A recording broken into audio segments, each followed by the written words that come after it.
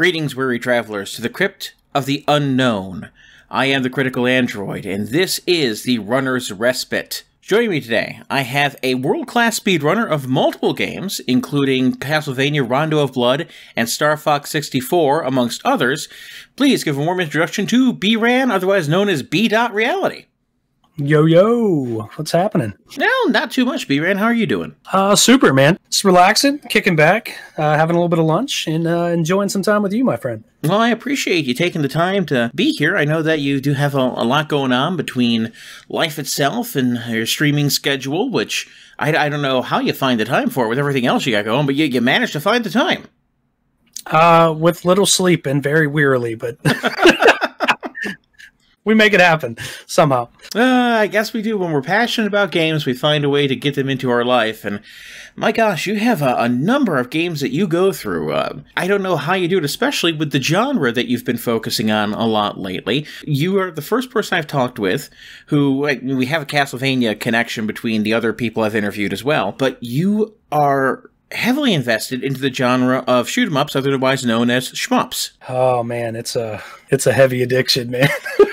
Well, the thing that I find unique about that is if there's one genre of game that I find is either a take it or leave it, people either love it or hate it, it's the shmup. Because for some, it is such a classically difficult kind of game requiring that arcade type of precision and knowledge and practice because of how high the difficulty level is.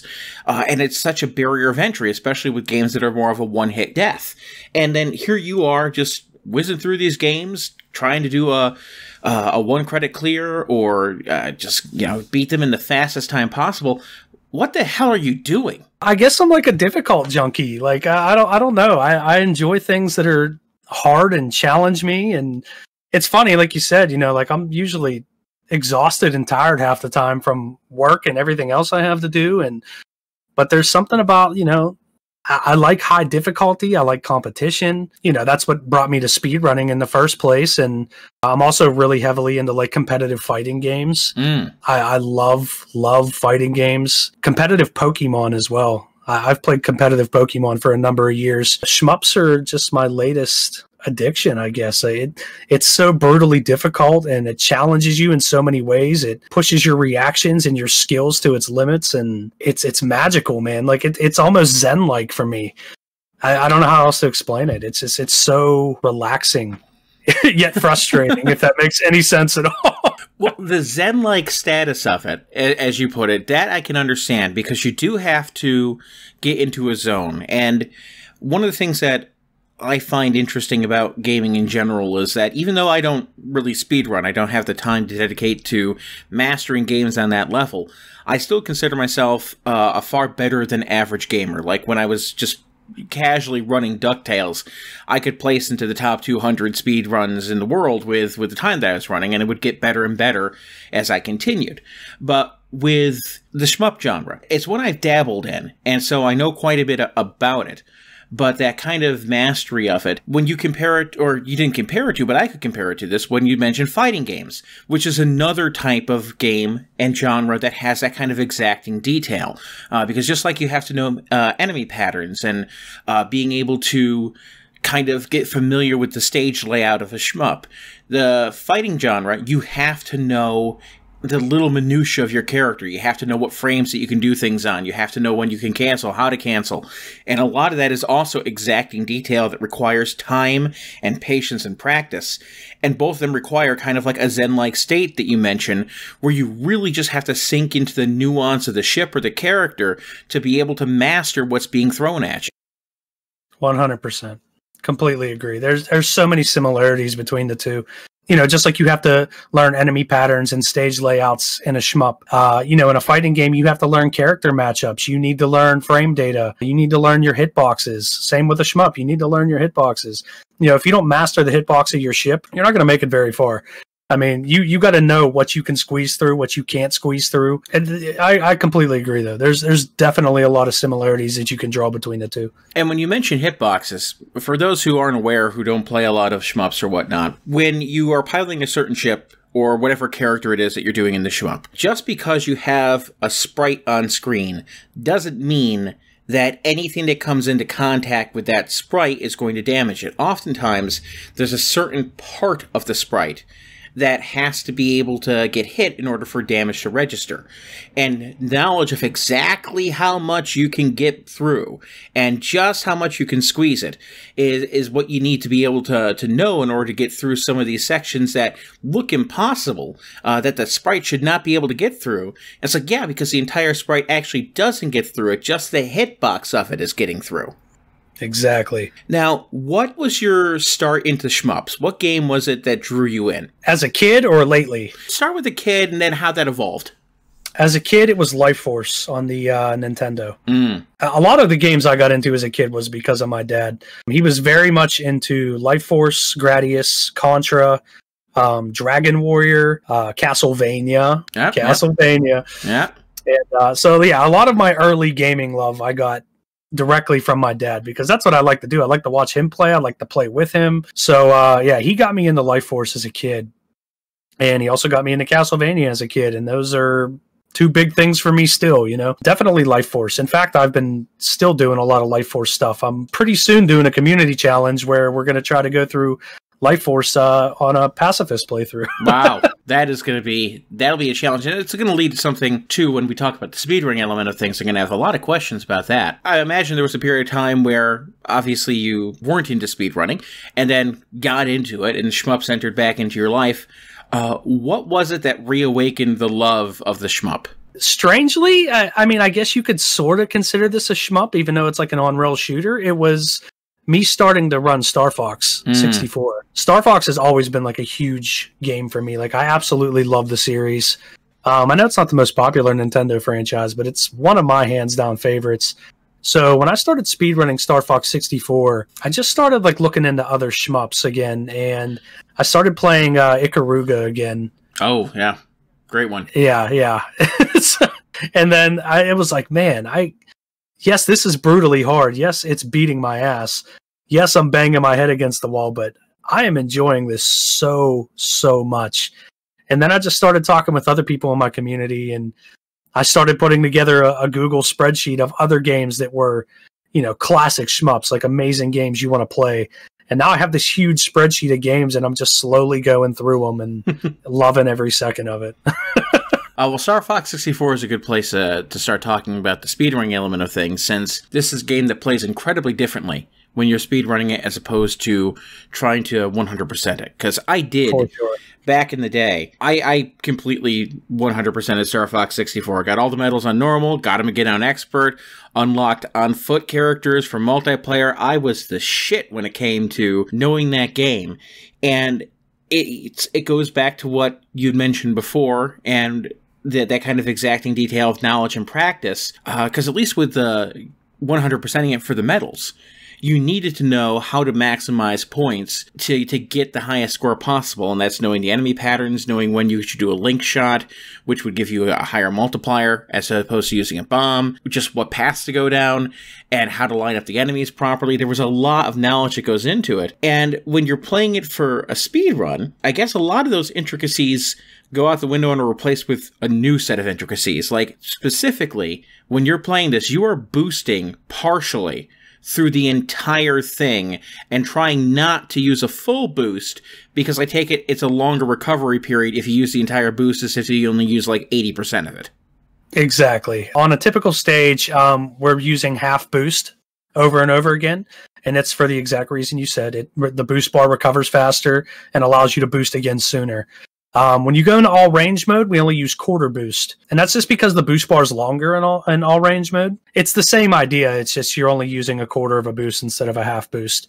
And that's when you need to boost in all range mode. Typically, you're not constantly boosting in all range mode like you would be through a typical level. Right. That makes sense, since with all range mode, at least, there's a very specific goal that you would have that you have to target, as opposed to like when you're doing the on-rails segments.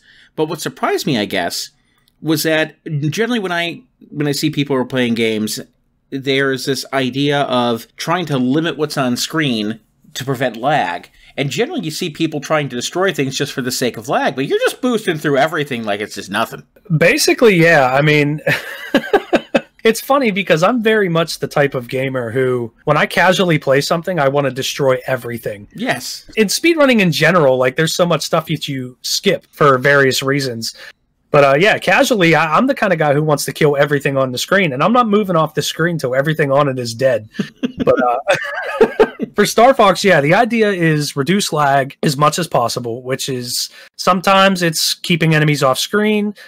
Sometimes it is destroying enemies. Sometimes it's not destroying enemies. Sometimes it's using the first-person view, the cockpit view, in certain situations where tons of lag is going to be on screen. Perfect example of that is when you fight Andros at the end. When he comes on screen before he actually has an active hurt box that you could shoot, he's laughing and faces moving all around. His hands are moving around. And so we just cockpit and look up that whole time. Don't even put him on the screen at all. And it prevents all that lag and slowdown that normally comes with him approaching on the screen. There's also some sections in Sector X and its corresponding warp zone that you go into cockpit view. Is that the same reason? Exactly, yeah. There's one section where we bomb and destroy crap ton of enemies, and we typically I'll throw the bomb and cockpit and look in the other direction of the bomb, and it's for that exact reason. In the warp zone of Sector X, it's the spiral pillars. Those things cause insane amounts of lag. The thing is, though, it's so hard to navigate those from cockpit view. Yes, I know. I can't tell you how many times I've lost wings there in cockpit view trying to go through and not get slammed into by something. Because of the wing damage, like for those who are not familiar with Star Fox 64's mechanics, when you're playing a normal mode, you can take, I think it's 3 hits to each side before that wing snaps off. Am I right? It's the 3 hits? Yes. And then if you're playing on expert mode, you can take 1 hit, and then after that, goodbye wing. Wings are paper in expert mode. Yes. Is there any, I guess, demand for running the game in expert mode for speedruns, or is it just strictly, for the most part, do people focus on the normal mode? Typically, expert mode is used when people do 100% runs, which are insane to me. As you might have gathered, a 100% run would be basically playing through the game twice, or even more than twice, getting every medal on normal and expert, and that's too much for me. Understandable, especially considering how hard some of those levels can be to get medals on. Like some of them, there's just it's insane. Like for example, when you're playing through what I like to call the Independence Day level, but when you're playing Katina, I believe it is Hurricane Katina. Yeah, there you go. When you're playing that normally to get a medal, you have to balance the fact that there's fighters on screen that you have to knock down. The mothership is going to dispense more fighters, but the dispensaries, like there's 4 that pop out for the launch, the bays. And if you destroy them in a certain amount of time, you get 10 extra points for doing so. And you have to balance this thing between making sure that you knock out enough enemies, but killing those things fast enough so you get the points of it. But if you kill all of them, you destroy the ship. You can destroy the ship itself. So that there's this balancing act of trying to manage all that to maximize points. But for the speed run, you just bomb the thing before it even gets to the point of being actually, like, you know, fully on the screen, basically. Yeah, we like cheese strats. I didn't even know you could do that till I watched the speed run. Me either. In fact, that's what drew me to run the game was Katina. I just happened to look at. I have a habit of, and I'm sure a lot of other runners do this too. I just when I get the feeling or the nostalgia to play a game that I love. Now, as a speedrunner, I always go and look at the speed run of a game that I love. You know, even if I don't want to run it, I'm just curious what it looks like, you know. I wasn't thinking Star Fox 64 would be a very good speed run. You know, it's an on-rail shooter, so It's hard for very obvious reasons. When I saw that Katina quick kill, I was head over heels in love. I was like, oh my God, that's amazing. I want to do that. Holy cow, dude, that was hard to learn. It took a lot of practice for me to get that down. And even still now, I'd say my efficiency with it is like 70-75% on a good day. It's a very hard trick, but God, is it rewarding. It just looks rewarding seeing that thing taken down so quickly. And then poor Bill and what's left of his fighters from the ones that you've mowed down. Bill's just like, you know, hanging out. And it's like, wow, great job. Thanks, Fox. You take care. You too, Bill. come in, blow my shit up, leave the planet, yeah, whatever. Yeah, that mothership quick kill, man. If you've ever played Star Fox at all, and you see that, like, there's no way you're not in awe of that, you know? Like you were saying, whether you're trying to get the medal or not, like, you know, it's an annoying level to play through. You got the fighters everywhere, then you got to deal with the ship. So seeing that thing taken down in like under a minute, that's baller, man. That's good shit. Like that feels good. Yeah, I mean, it's really quite incredible to watch it unfold like that. There's just no getting around it. I've played that game frontwards and backwards to 100% it. Didn't know you could even do that, and watching it unfold was pretty remarkable. And then, like, other things that you do that are just so contrarian to how you would normally play the game. Like, when you get into Sector Z, and I noticed, like, when I'm first watching you play the speedrun, it's like, he's shooting down his own men. Why is he shooting down? I mean, I know they're annoying sometimes, but why is he killing them? And then I realized, oh, wait a second. You can get through this mission by failing it if you let the missile hit the Great Fox. And then, in order to do that, you don't want your wingmates. You don't want them shooting down the missile, so of course he's killing them so they can't shoot down the first missile. And then it makes perfect sense. Yeah, exactly. And not only that, Sector Z lags a lot. Especially when the Great Fox is on screen. So we try to keep it off screen basically the whole time. Getting your wingmen out of there, not only is to insurance to make sure that missile hits the Great Fox and ends the mission. They're really annoying in the next level too in Bolse, because Bolse is another really hard level in the speedrun where if you want to do it fast and effectively, it's very high execution, and having them there just makes it worse. I can imagine, not to mention with Bolse, there's like a gravity field that makes the flying and aiming a little bit different than on other levels. So when you're taking out those defense towers in such quick succession, there's a different kind of finesse to it, and you're doing it incredibly fast. And like, I thought I did it fast back in the day. Not this level of fast. You're just whipping right through them. And then you just ignore everything else in terms of Starwolf coming in, and you're just trying to take down the defense pillar as quickly as possible. Yeah, again, a completely different strategy than how you would do it in hunting a medal, because in that, you have to take down some of those patches on the defense tower. You have to take some of those out to maximize points, but then you also have to take down Starwolf to get the points from there too. So it's a balancing act of time, since a lot of those things are time sensitive to maximize points, and you're just like, screw it, just blow it up as quick as possible. Let's get the hell out of here and go to fake Venom. Right. I mean, there's some hard stuff speedrunning the game, but compared to medaling, like, some of it's so much easier. Like, we were just talking about Sector Z. Sector Z is notoriously a pain in the butt for getting a medal on. I know. Like, it is so annoying, man. I know. You watch the speedrun of Sector Z, and it's cake. Yeah. All you're doing is shooting down your wingmen, and then you're just cruising alongside your buddy the missile there and ensuring it takes out your Great Fox. And that's chill. But I mostly read chat during that mission. It's two very different kinds of difficulty when it comes to, like, Bolts and whatnot, because you're going for this pinpoint precision and speed, as opposed to when somebody else is doing it where they're trying to manage time versus points. So a different skill set that's still just incredibly difficult to master and learn. Does it ever bother you that you're not actually killing Andros when you're doing the speed run? You're just fighting the fake one, man. Doesn't that weigh on you that the Corneria and the Lilat system, they're still under siege from Andros because you didn't kill the real one, you bastard? Never.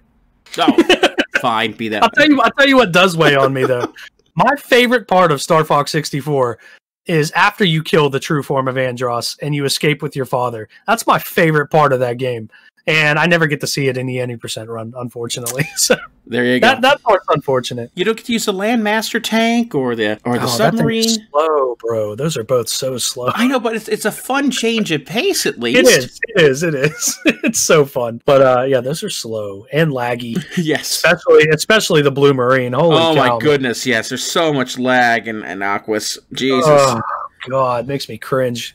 Like, I'm not even speed running the thing, and I recognize, my God, this is terrible. This was a bad idea. But I mean, honestly, I think that's why I enjoy speedrunning the game so much, because this is my favorite Nintendo 64 game ever. Probably like a top 5 of all time game for me. I love it that much. And I've done everything in it. You know, I've gotten all the medals. I've played it for score and points, you know, and so speedrunning just gives me a new way to have fun and enjoy the game I love, which I think is probably true for a lot of people in speedrunning games they love. There is something incredibly welcoming about the game. My grandfather, when I was, oh gosh, this was back when I was probably in the 6th, 7th, and 8th grade, around that point in time, he would, whenever he came to visit with my grandmother, originally they would just all sit in the living room and talk with my parents, but then when we got Pilot Wing 64, my grandfather had talked about how he used to pilot like small aircraft back in his younger days. And so he got addicted to flying the gyrocopter in Pilot Wing 64 after we watched him, after he was watching us play one day. And then one day he's watching us play Star Fox, and the next thing I know, he's like, can I try Star Fox? It's like, yeah, sure, Grandpa. And so Grandpa's playing Star Fox, and he was really getting into it to where, like, the next time, and for every future time he came over, he'd just walk through the living room, say, like, hey, Rod, hey, Joanne, and he would just keep walking through it to the game room and just not stop and just sat in front of Star Fox 64 and would just continue to get through more and more levels. And it was so fun to watch as, like, you know, this guy who was in his 60s, just progressing through Star Fox in a way that you would normally not, like, think of somebody at that age getting so addicted to that game. But there was something about it that just drew him in, and I think, sadly, Nintendo kind of forgets about that ease of accessibility that was so part and parcel of that game's development in its early days. Yeah, and it's just a feel-good game. Like, you just feel good playing it. You just have such a good time. I mean, first of all, the game controls really well and it plays really well. But then you have, like, you know, the banter between your wingmen. Like, that is so funny. I swear to God, we could spend 4 hours in my stream just memeing on the stuff that they say. Mm-hmm. It's just so enjoyable in so many ways, and so many people have enjoyed it. You know, like I talked about my dad getting me into a lot of games, and Star Fox was another one. Like, he loves Star Fox and just carried on with me, and I still love Star Fox. I'd like to get to other Star Fox games one day as well for speedrunning. Have you played all of the ones in the series? I have. What would be, obviously Star Fox 64 your favorite, correct? For sure. How do the other ones rank? If you had to make like a quick list in your head, where would you throw them in? I'd say probably Star Fox Assault would be next for the GameCube. Assault is so underrated. So underrated. It's so good. And the on-foot sections that people give it shit for, they're really not bad at all. They're fun. I think they're fun. I don't know. Listen, people give Star Fox Adventures shit, and I like that game too. Same. I still enjoy that game. I would probably say the original Star Fox and Adventures would be after that, somewhere around there. Mm-hmm. And Star Fox Zero really gets a lot of crap, but I honestly think it's a good game. It's just the motion controls, and you could pretty much say that about any Nintendo motion control game. Like, people feel the same way, like, about Skyward Sword. You either hate it or you love it. And Zero's still a good game though, but I got to put it below the original and Adventures just because of those controls. They're really jank. There's some highlights from when I played through it where I was really raging. And the DS one is definitely last. That one is, I think the touchscreen controls are even worse than the motion controls. Yep, there's things about Star Fox Command for the DS that I really wanted to like, but the touchscreen controls really did it in for me. And if only Star Fox Zero hadn't had the motion controls forced into it, if there was an option to change it, which honestly, that's what there should have been. There should have been an option to play it normally. I mean, it's a Platinum Games developed game. Platinum doesn't make bad games for the most part. And so there's straight up action and a great sense of adventure to be had with that. And what about, like, what were your feelings on Star Fox 2 when it finally got, like, its release on the official release? Almost forgot Star Fox 2. I love it. I'd probably put it around the same area as Adventures and Star Fox, the original. I'll speedrun that one day too, for sure. It's an enjoyable game, and it's different enough that, you know, you want to pick it up and play it after, like, the original Star Fox. It feels like a pretty good sequel, I think. I enjoyed it. Yeah, I was really impressed by how different enough it is, and then what it was able to accomplish in terms of not only being a 3D polygonal game on the Super Nintendo, but also the way that it had, like, this kind of really different experience depending on what difficulty setting you put it on, where it really changed how you play the game, as opposed to in 64 when, you know, depending on what route you take, you're just, I guess, needing to get better at certain stages. But the way that Star Fox 2 does it, it's just a really, really well-designed game that can cater itself to the kind of experience that you're looking to have. And it is. It's fun. It's enjoyable. It's nice to be able to, choose your path, and it handles well. It controls well. Controls are pretty solid and tight. It's just, it's amazing that it was never actually, like, released until so much later. because it feels like a great game. You know, I don't really understand why they didn't put it out. Yeah, I guess the thought process, what they say, was that they didn't want that 3D experience being equated with what the Nintendo 64 was set to deliver. And I will say, with Star Fox 64 on the horizon, and how strong of a game that is, I can understand why they wouldn't want people to think that Star Fox 2 was going to be the future when Star Fox 64 was there, pushing ahead. At the same time, there was so much work and heart poured into Star Fox 2, and you can tell. And it's sad that it didn't get the justice that it deserved until so far into the future. Definitely check it out, though. If you haven't played it, definitely play it. It's good. Moving on to some of the other stuff that you've been speedrunning. Before we talk more about shmups, let's change pace and talk about how now at one point in time, if I'm going through your history correctly, did you actually have the world record for Rondo of Blood for a Richter playthrough? Richter and Maria, actually. And Maria, on both the PS4 categories and the Wii Virtual Console categories. With Rondo, obviously the game has been held in very high regard for years, even before it got official releases in the United States. So it has a high pedigree behind it and a strong love for the game. What brought you into Rondo as opposed to speedrun that one as opposed to some of the other, I guess, I don't want to say classic, because they're all classic in that sense, but as opposed to the ones that officially got released here, what made Rondo your go-to? It was almost Castlevania 2, Simon's Quest. That was almost my first speed game. It's just because of the nostalgia I had for it. I played it so much as a kid, just loved the game. Before I actually decided to start streaming and speedrunning, I was in the middle of doing a full Castlevania series playthrough, just for myself, you know. I wanted to play the games that I never got to and replay the games that I enjoyed. And when it came time that I decided I was going to, you know, give this a shot, Rondo just stuck with me the most.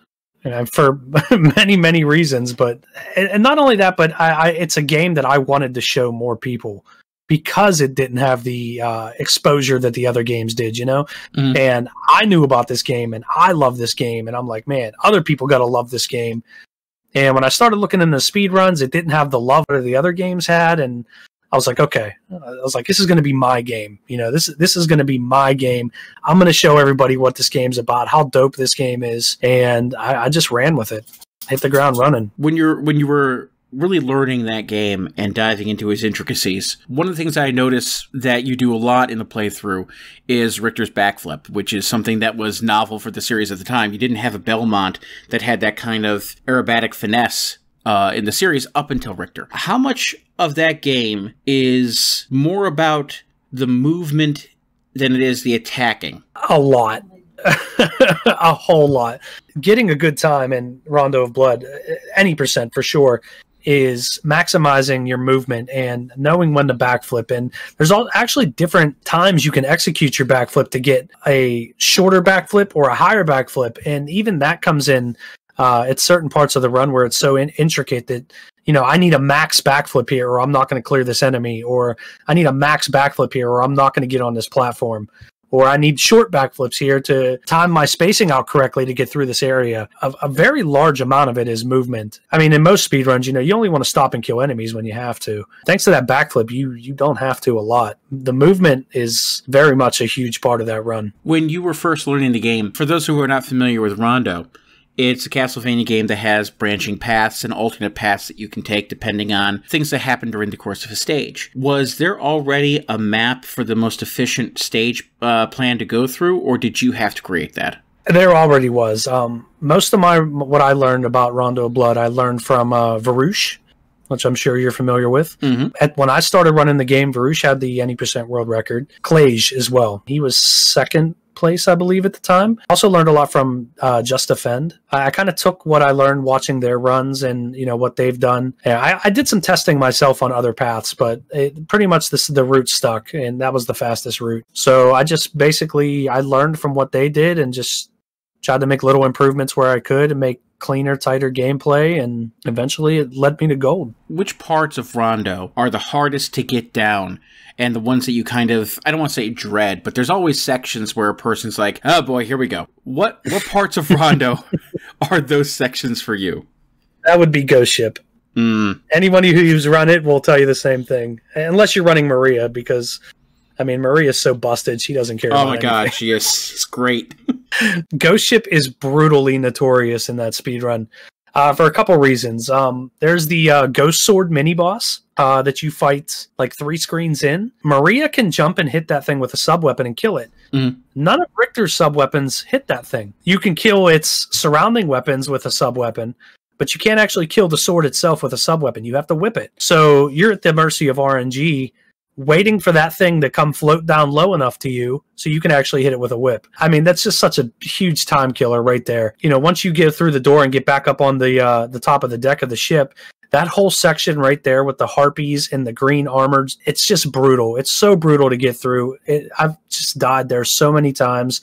And then what's your reward for actually getting through? You get to fight Death, the hardest boss in the game. Like, that was actually going to be my next question when it comes to the bosses. There's at least some of them that you can make absolute, you know, they're a cakewalk. But then like in Super Castlevania 4, you always have a situation where it's not so much Dracula that can be the hardest one, but in Castlevania 4, oftentimes it's Slogra, who just completely ruins your day. And would Death be the equivalent in Rondo of Blood when it comes to that? Death is your Slogra for Rondo of Blood for sure. Most of the other bosses, if you learn the strats, they're pretty trivial. None of them are really difficult. Dracula can be a little frustrating just because ideally you're trying to get a 4 cycle on his first phase, and the timing could be a little strict for that, but even that isn't nowhere near as frustrating as fighting Death is. Shaft, I've seen you make quick work of him. I mean, that's pretty easy, and this probably one of the easier Dracula fights in my opinion across the series. It's not a hard fight, no. Like I said, what's frustrating about it is trying to do it fast as possible. You know, you're trying to get a 4 cycle on the first phase, and if you don't time and place your Bible throws correctly, then you miss out on that. So it's not that the fight's hard. It's just, you know, trying to execute it as fast as possible can be a little difficult at times. That's the other thing that I found interesting is that in other Castlevania games, the big reliance on quick kills and things is either holy water to stun things and just whip it to death, or the triple cross. But in Rondo, it's correct placement of the Bible and it's like spiraling attack that's the make or break. How hard is it? Like, how much do you have to practice to know exactly where you have to start that Bible throw? I don't think it's that difficult. I think the most difficult part is the Dracula fight and the placement of those Bibles, and it's because you want to use them at the correct time and place them in the correct place where it's going to not only knock out his fireballs he throws, but it also is getting the hits on his head that you need. Outside of that, I don't think it's too bad. The main thing to note is, depending on which direction you face, depends on which direction the Bible spins out. If you're facing right, I think it goes clockwise, but if you're facing left, it goes counterclockwise, maybe. I could be backwards on that. You know, so if Dracula spawns to the left of you, you have to jump and throw the Bible at a certain position to get your hits, as opposed to the other side where you don't jump. You stay on the ground and throw it. And it's more or less knowing the timing of when to throw it as well. But outside of that, it's not as tight in most other situations.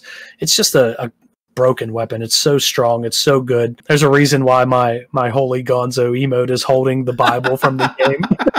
And it's because it is the holy book, bro, that saves us all. And you just got to throw the book at him. That's it. One could argue that it's actually Gonzo himself that saves us all. Through the book. Yeah. It's a combination thereof. Holy Gonzo brings us salvation through the book. That's the way it goes, I think. Oh my goodness. So gotta make it up as I go. Completely sidetracked by Gonzo at the moment, but that was one of the things that I found so fun when I tuned into the stream, is seeing the presence of Gonzo, because I am a huge Muppets fan. And full disclosure for people, there are only 2 things in this world I know of that can make me cry out of pure joy every time. Winnie the Pooh, because of its just pureness and innocence, joyful qualities, and the Muppets. It doesn't matter what Muppet movie I'm watching, there's just something about them that makes me just want to cry out of happiness. And Gonzo in particular is just fantastic. His quest for acceptance and being this kind of a weird creature in a world where he doesn't have anybody who's quite like him. I'm glad that you have this reference for him. It's funny because even though if you asked me to pick my favorite Muppet, it would be Gonzo as well, but it actually has nothing to do with why the emote exists. Figures.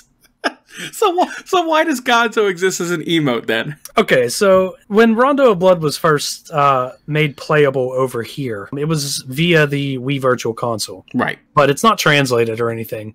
So it's still all, Japanese voices and everything. And when you start a new game of Rondo of Blood, you start off with this epic prologue stage where, Richter's on this horse and carriage and he's rushing in. All of a sudden, here comes Death to fight you on the horse and carriage. It's still this is one of my favorite things in probably any Castlevania game, is this horse and carriage death fight at the beginning of Rondo. Mm-hmm. It's a very trivial fight. You hit him twice and he's done. He says some stuff after you beat him, and then as he flies away, I have no idea what he's actually saying in Japanese, but he says, "Holy Gonzo."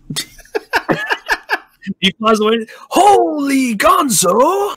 And dude, it was just, I was like, that's amazing. And I started saying "Holy Gonzo" every single time I started a new run. That eventually led me to get in contact with Man Over Mars. If you don't know, he's an excellent emote artist, a very good guy. Gave him my ideas. I was like, okay, so I want Gonzo, and I want this very like holy, Pope looking Gonzo figure, and I want him holding this holy book from Castlevania right in the center. Man, did he nail it, man. He did it so perfectly. Big thing now, that's why we've had the cult of Gonzo, the cult of reality. That's like what we call everybody in my stream, our subscribers. It's the Gonzo cult, man.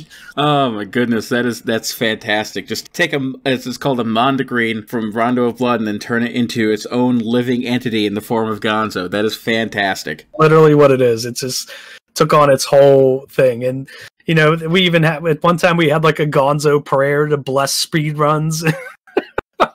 I'm saying it was may your splits be gold, your beers be cold, and all your inputs frame perfect. Holy Gonzo.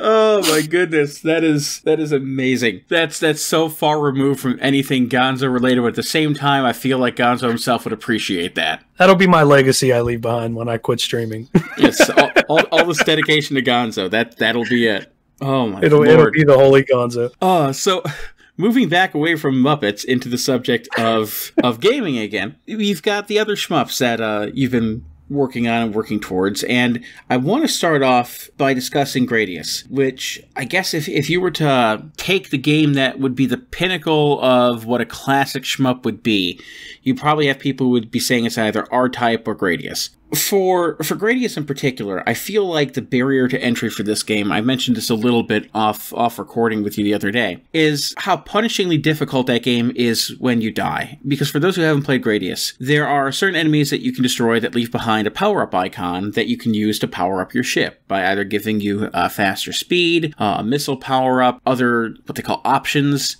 that are just these little pods that fire out projectiles as well to give you more firepower. And if you die, you lose all of it, and you just go back to your basic ship. All the power-ups reset, which makes death in that game almost like you just want to reset the console and just like, what? Fuck it. It's gone to hell anyway. Just forget it. Now, in a speed run, obviously, that makes perfect sense, because if you die anyway, you've already lost so much that, yeah, okay, reset the run's been killed, let's do this again. But when you're playing casually, it can be so frustrating to want to progress anywhere because of that. Why do you play Gradius? Why do you do it to yourself? I know you said you like a challenge, but why, man? Why do you do it? When I think about what is a shmup, and this is basically what you just said, the first two things that come to mind are Gradius and R-Type. And that's why I've been slowly working through the series for both of them, because I want to, on stream, go through and play every single Gradius game, every single R-Type game, and eventually once you see them. But I don't know, man. I just like the punishment, I guess. And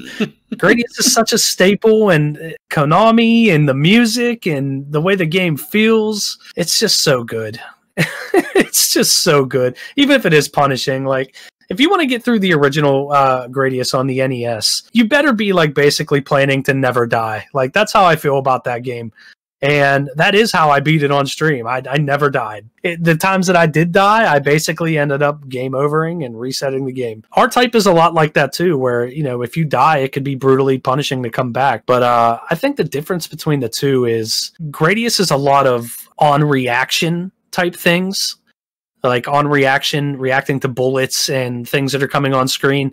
And R-Type is so much more memorization of the stage and what's going on. And so they give you like two completely different experiences, but both brutally hard, both brutally punishing. That's why the term Gradius syndrome even exists, and it's used for, you know, games where if you die, it's so brutally punishing, you might as well just start over. It's like speedrunning too. Again, you know, it's that beating your head against the wall and trying to get better, and it's something I just enjoy. I can't justify it because I wouldn't blame anybody for not wanting to enjoy it. But when you're playing it, like for people who go to your YouTube channel, which of course I'll link below, you're pushing for, on some of these, what's called a 1cc. And when we're referring to 1cc, you're not talking about a very slow Mario Kart circuit. You're talking about a 1 credit clear. And for those... Credit completion. Yeah. And for those who are not familiar, because these games were modeled after the classic arcade style, where you put in a quarter, you get a certain amount of lives, boom, there's your credit, you go. You're basically looking to complete this game based off of that and whatever extra lives you pick up through points and power-ups and whatnot throughout the course of the game. Is the plan to do a 1 credit clear through all of the series of Gradius and R-Type? Yes. Wow. That's gonna be something. It'll take some time, but we'll get there. I'm currently working on Super R-Type on the hard difficulty, trying to get the 1 credit clear there. We've made it to the second to last stage on 1 credit, so we're getting close. Are you planning on doing like the arcade variants of the console ports as well? Some cases, yeah. Some cases I might just be happy with, you know, 1 version, but when it comes to shmups, like there's just so many I want to play right now. It's hard to just focus on 1 series, you know. So that's why, you know, sometimes I don't fire up Super R-Type and go for 1cc attempts, you know. Last week I played Mushi Himisama, which is a classic cave shmup, and just enjoyed the hell out of it, man. It's just such a great game. That's kind of how I've been going. I mean, sometimes I switch off and do other things, and then, you know, my one that I'm focused on right now is Super R-Type hard. So when I feel like coming back, I come back and do more attempts of that. And on top of that, I'm trying to do my speed runs too, and it's a lot to balance. When it comes to playing some of these games, I know that one of the things that frustrated me about Gradius and I guess the games of that era is when you're trying to maneuver through tight quarters, one of the things that helps and then can hinder you is the speed power-up. Because if you don't have a speed power-up, if you don't have enough, navigating through everything is going to be a hassle. But if you have too much, you lose flying control over the ship, and a gentle press of the D-pad can send you like right into an object, and boom, you're dead. So it seems like you have to find the right mix of those speed power-ups. And I imagine that as the genre has progressed and we have fine controls in terms of analog sticks, do you find that more recently released shmups handle considerably better than the ones from back in the day? Probably. I think so.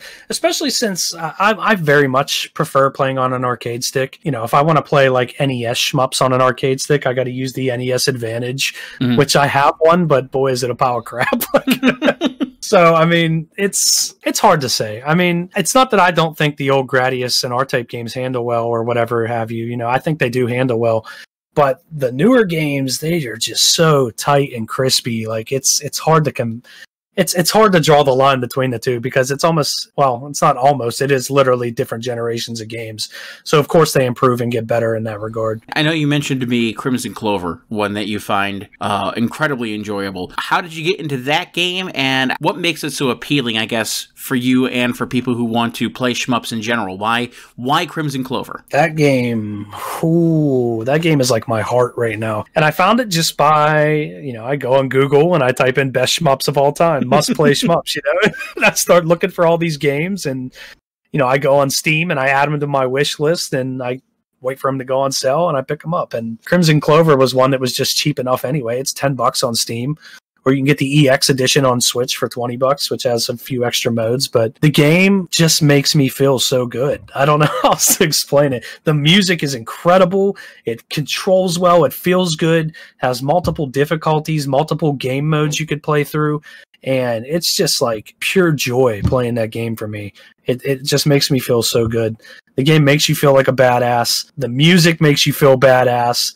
The bosses are badass. The whole game is just badass, man. Anyone who's asked me for a shmup recommendation, that's probably going to be the first one out of my lips now. And it's because, it's $10, dude. How much are you really going out on a limb for $10? Yeah, that's true. 100% worth a shot. I had no idea how good the game was when I went into it. It's just, you know, it was recommended a lot on a lot of different lists, and I was like, oh, it's cheap, let's pick it up and give it a go. And that was a few weeks ago I first played it, over a month ago, and I still, when I have free time, I was sitting here last night with my wife, and she was reading her book, and I was sitting here playing Crimson Clover. Is there any game in the genre that you've heard people like so highly praise and revere, and then when you got into it, you were just like, I don't know what the hell they're talking about. This is not nearly as good as they say. This one's going to be surprising. Oh boy. Oh boy. Well, it's surprising because I love this game. Like, I really do, but it's just not the best game ever, like a lot of people would say. And that's Ikaruga. I can see where the lack of levels, and because I think it's only like 6. Is it 6 levels? Yeah, it's a short game. It's 5 levels, I think. Here's the thing, like, and this is very strange, like even for me to say it right now to you, but I love that game. And if you ask me for a complaint about it, I don't think I have one because I love it that much. But it's just that game where, like, if you ask somebody who doesn't play shmups or barely know anything about them, they're probably going to know Gradius. They're probably going to know R-Type. They're probably going to know Ikaruga. Like, it's that game that people know and recognize, even if you don't play the genre or even care about it. That alone tends to elevate it on a lot of people's list. It's widely praised a lot as the best shmup ever, and it's just not. I can't even tell you a bad thing about the game because it's amazing. It's so good. It's just not the best ever, on one hand, I love the game and I can't say a bad thing about it, but on the other hand, it's extremely overrated. It's my hot take, I guess. What about a precursor, I guess, Radiant Silvergun? Oh man, I love that game too. I think Radiant Silvergun is better than Ikaruga. The thing is, it doesn't have the widespread releases that Ikaruga had, Right. If you want to play Radiant Silvergun, you're basically either emulating it, you have a Saturn. Thankfully, you could still get it on Xbox Live Arcade on a 360. And it's pretty cheap, too. I think it's like $15, so... Yeah, something like that. That's worth a pickup as well. And that's the thing, it doesn't have the widespread commercialization that Ikaruga had. Radiant Silvergun's probably the better game. It's close, though. They're both really good. Well, along the lines of games like that didn't get the exposure, is there a shmup that you feel like isn't, and maybe this is good, the answer is going to be Radiant Silvergun, but is there a specific shmup that you feel like is not talked about enough that deserves more praise? Oh, boy. I mean, amongst just having a conversation with a bunch of people, like I could probably spew shmups that they should play that probably they've never heard of. Amongst like hardcore players, I don't know. It's a tough answer because I feel like a lot of them are very underground and not as well known as they should be. And part of that is because a lot of them haven't gotten ports or good ports. A lot of them were arcade. A couple that people talk about a lot, Battle Garega, Ketsui, a lot of the Dodonpachi series. A lot of those games haven't gotten, widespread ports. I actually just found out yesterday that Battle Garega and Ketsui were available on the PlayStation 4 store. I had no idea. The only time I've ever messed with those games before was on MAME. I found out that those were on there, and I was like, yes, give me now. So, like, even me, who loves these games, I had no idea those ports even existed until yesterday. There's just so many that deserve praise that, especially amongst like a more casual audience who, doesn't hardcore play these games, that, could definitely use some more recognition. Going back to like the speedrunning element of something like this, let's just toss out the original Gradius. Aside from not dying, how do you like maximize a speed run of an auto scroller? Lag reduction is the big thing. Boss kills. Now, I haven't actually did speedruns of the original Gradius, but I'm very familiar with them. Right. I have actually learned the speedrun for Life Force, even though I haven't actually finished a run and submitted it yet. But I do know it very well. And it is all based on lag reduction, get things off your screen as fast as possible, and boss kills, which is basically like Star Fox, right? Yeah. That stuff really translates a lot. It's true, especially with all range mode and in Star Fox 64. I mean, that's where a bulk of your time is spent, like depending on if you just know the boss pattern, you're lucky enough to spot them at the right location. And I can remember, gosh, Sector Y in Star Fox 64 when you had to fight the guy filing his not legally called a Gundam, but basically a Gundam. The Monkey Gundam. Yes, there you go. And the Monkey Gundam. Zipping all over the place. It's like, God damn, just get in one spot so I can fucking kill you. Yeah, I can see where, and again, there is a time-sensitive notion of that, because if you don't kill it fast enough, you don't get all the points for it. But there's been times where it's just completely screwed me over because of that, so I can only imagine how boss kills would shape a speed run of any kind of a shmup. But it just seems like, you know, when it comes to those, whenever you get anybody who's speedrunning something and it has an auto-scrolling section, those seem to be like the bane of speedrunners' existence as the auto-scroller, because there's only so much you can do to get through that with your skill. A lot of it is just patience and maneuvering along a preset path, and there's not a lot that you can do to try to perfect it, aside from, like, I guess, like you mentioned, lag reduction. Right, and it just takes a different mindset. You know, if you approach a speedrun like that, like you would approach a platformer, then it's not going to be what you're looking for. You really got to appreciate it for what it is and think inside of that box, if that makes sense. You know, take your mind out of this box and put it inside of this box, instead of saying, oh, you know, this doesn't feel like as good of a speedrun as this is, you know, because, you know, these levels are on. You need to take your mind out of that box and put it inside this box, where this is what these games are. How can I maximize what I'm doing? How can I make this progress as fast as possible? It's definitely a genre that doesn't get enough love on the leaderboards for speedruns, that's for sure. Speaking of things that you don't get see a lot of love for in speedrunning, I guess, because it has its own, I guess, set of championships and tournaments and whatnot, is the fighting game genre. And, like, why you're going to speedrun where you can play competitively for money, I guess is the logic behind that. What is your favorite go-to fighting series? Definitely Street Fighter. I mean, I love a ton of different fighting games, but I feel like no matter what, I always come back and play Street Fighter. I imagine, just like myself, it was probably, you know, Street Fighter 2 for the SNES that got you into it. For sure. Yep, it was the gateway. I still play Street Fighter 2, you know, I still play Street Fighter Alpha, I still play Street Fighter 3, still play 4, still play 5, you know, I come back to all of them. Is there one in particular? Obviously, there's the nostalgia around too, but is there a particular Street Fighter game that you go to for your stomping ground? It's between Third Strike and Street Fighter 4. If I have to pick one, I think it's Street Fighter 4, because I spent so much more time with it.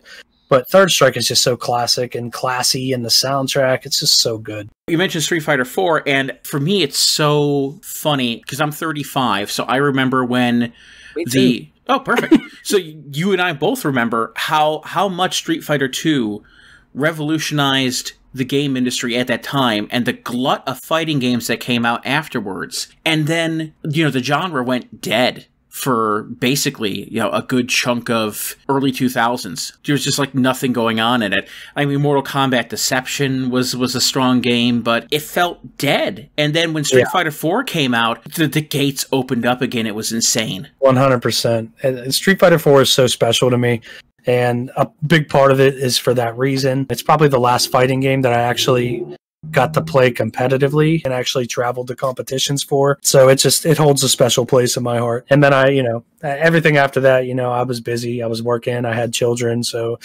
you know, it got a little bit more difficult to do things like that. But Street Fighter 4, it just sits in that special place for me. Like, I remember never, ever missing a Street Fighter 4 tournament that was live.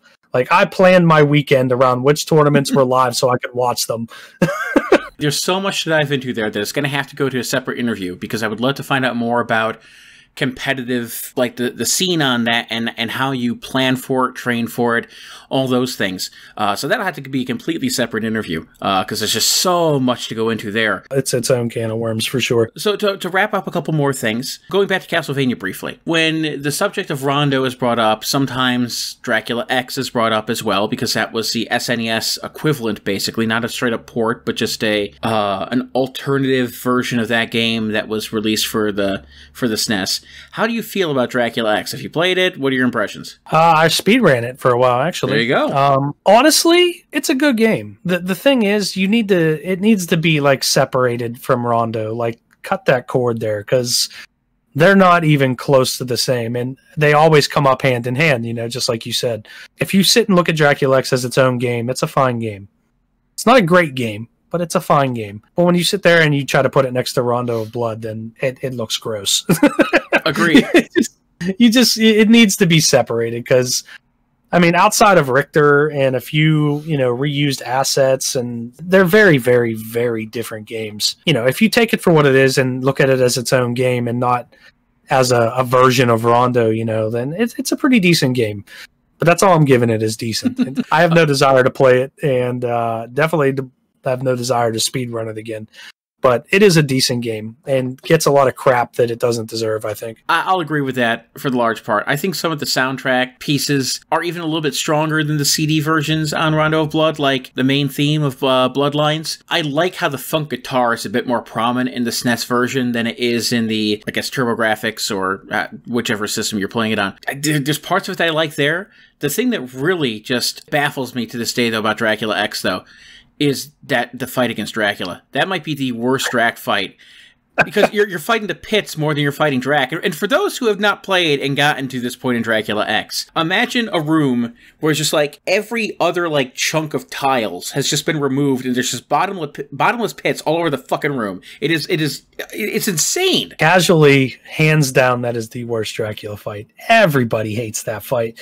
You won't find any one person that says, "Oh man, I love that fight. That was the funnest I've ever had." Get the fuck out of here. Best Drac fight ever. Nobody likes that shit. From a speedrunning perspective, you're not so worried about the pits, even though the occasional slip up does happen and you still wind up in one. It's more or less you're frustrated because you're waiting for Dracula to spawn in a location where you can hit him. Every time he decides not to, it's a massive time loss. That makes perfect sense. I guess, the elephant in the room, this is the one that I had to bring up when I talk to anybody who's a Castlevania fan. I mean, clearly, and I don't know why this is the case, but with it being the best game in the franchise, Castlevania Judgment just does not get the love it deserves. and why do you think that is? Why does Castlevania Judgment, despite objectively being the best Castlevania game to ever have been made, why aren't people gravitating towards it like they should? Haters gonna hate, man. I guess so. Haters gonna hate. I mean, I don't know what's wrong with these people. I don't know either. Clearly, best game ever made. I would argue Castlevania Judgment might be the greatest piece of media ever created across all forms of media. Like, even if you were to take biblical texts into account as a form of media, Castlevania Judgment ranks above them all, and people just don't seem to recognize its grandeur. Why is that? You know what it is? Lack of exposure. It's trapped on the Wii, man. That's okay. Yeah, that makes sense. Castlevania Judgment should be on every modern console, and then everybody would play it, Kappa. Yeah, see? I mean, when you go into hotels, they have Bibles in the drawers and instead of Castlevania Judgment, and this is the world that we live in, and I'm not sure that, It's a harsh reality. Yeah, it's this reality that we live in where that's the case. I mean, I don't know how we get through the days. I know I can't start it without a good Castlevania Judgment playthrough. It's finally someone who agrees. It's like morning coffee, It's couple more just questions to wrap things up. Some things that are a bit off the radar. So competitive Pokemon you mentioned. Indeed. I love Pokemon. If you had to pick, let's say 3 Pokemon who just don't get the respect they deserve, what 3 would you toss out? Oh man, Blastoise. He always gets shit on when it comes to the starters, and he's always considered the weakest, and of the 3 Kanto starters, Blastoise never got the respect he deserves. Let's see, who else? Sandshrew. I do love Sandshrew. I guess with Sandshrew, he just got dicked over in the original games, because here's a ground type that doesn't learn any ground moves unless you teach him with a TM. Well, he's overshadowed by so many other stronger ground types, but dude, Sandshrew's adorable. Like, what is wrong with you? Come on, dude. Cubone? What is adorable about wearing your dead mother's skull? That's creepy as fuck, dude. Why? No. Sandshrew, respect that man. Put some respect on his name. And honestly, probably my favorite Pokemon of all time, which is probably surprising, Togekiss. Really? Togekiss, Togepi, that whole line, dude. No, never gets any respect. Never gets any respect, dude. Togekiss is a threat.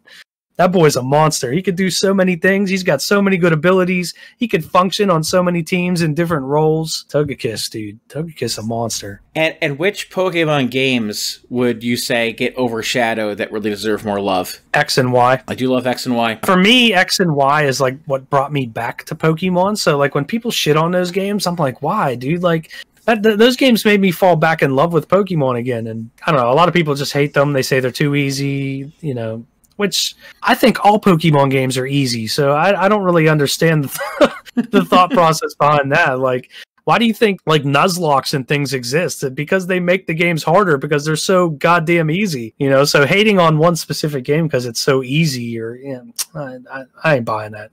It's a good game. It brought us fairy types. It brought us mega evolutions. X and Y is dope. I have a special fondness for them as well.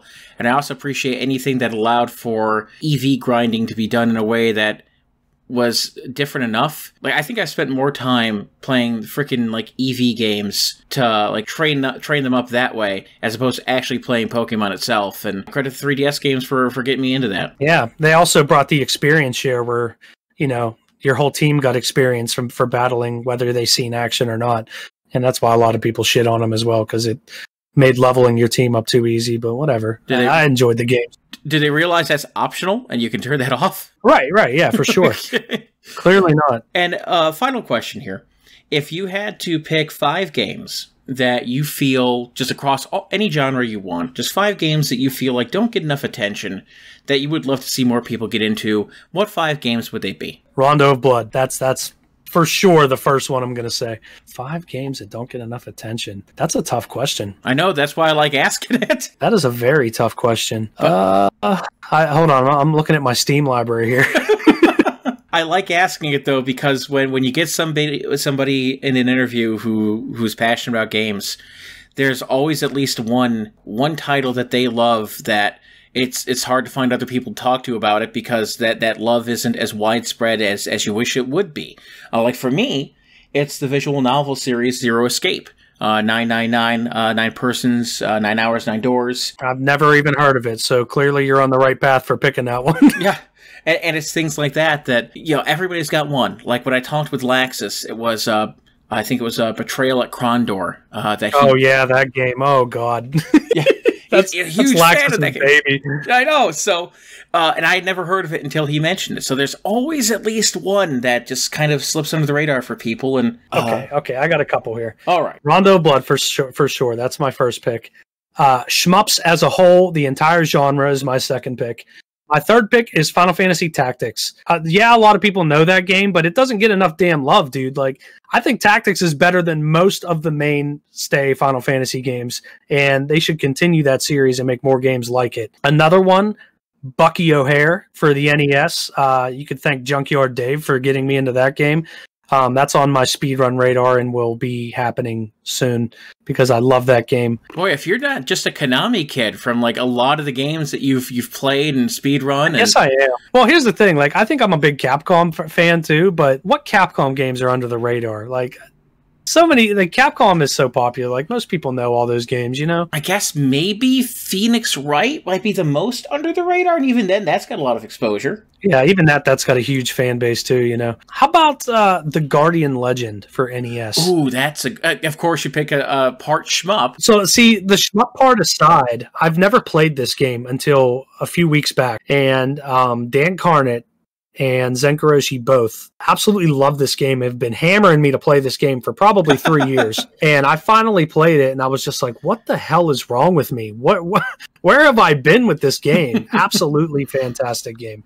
And everybody should go play it. Given more time, I could probably come up with other answers, but those are the ones that I first pop in my mind. I'm glad you mentioned Guardian Legend, because it is one that there's no other game quite like it on the NES. And frankly, sure, there's very few games like it ever since. It's just the combination of kind of an adventure game, going from room to room, destroying enemies, finding your path, and then fighting bosses in a shmup form. Yeah, it's a very unique game that I don't think any game has been able to emulate or duplicate, or it's just it's a masterpiece of a game for sure. So where can people find you streaming? What other sources of like social media can people find you at? And any shout outs that you need to give to people who have like helped you along the way and you want people to follow? You can find me on Twitter at Bdot Reality, twitch.tv/Bdot_reality. Also Bdot Reality on YouTube, pretty much Bdot Reality on everything. There's just an underscore on Twitch.